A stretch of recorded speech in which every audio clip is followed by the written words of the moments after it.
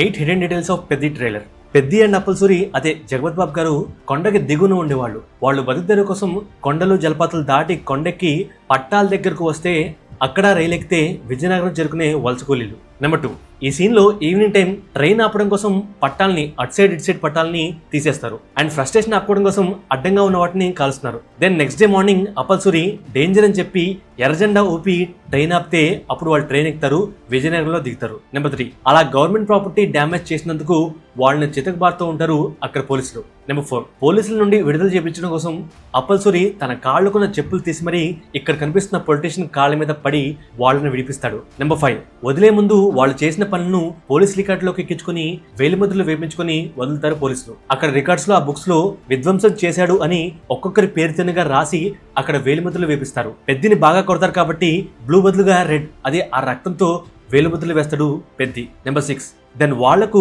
ఈ పర్సన్ బెల్లం ఫ్యాక్టరీలో పని కల్పిస్తాడు.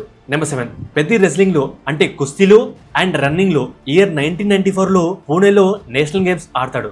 రియల్ గా 1994 లో పూణేలో నేషనల్ గేమ్స్ జరిగాయి అండ్ షూటింగ్ టైంలో పూణేలో షూట్ చేశారని చెప్పి మనం విన్నాం. సో రియల్నెస్ కోసం అలా పూణేలో షూట్ చేసి ఉండొచ్చు. నెంబర్ 8, పెద్ది ఊరు వాళ్ళను పోలీసుల నుండి విడిపించుకోవడం కోసం ఫస్ట్ గవర్నమెంట్ దగ్గరకు పెద్ది వెళ్తాడు. అక్కడ కుస్తీలో కంపీట్ చేసి ఓడిపోయి మళ్ళీ పోలీసుల దగ్గరకు వస్తే అక్కడ పోలీసులు కూడా నెక్స్ట్ లో కొట్టి అవమానపరుస్తారు. దెన్ అలా అప్పల్సూరి వాళ్ళను పోలీసు నుండి విడిపిస్తారు. సో ఇదంతా డీటెయిల్ ఎక్స్ప్లెనేషన్ కోసం ఆల్రెడీ ఒక వీడియో పెట్టాను, రేపు ఒక వీడియో చేస్తాను.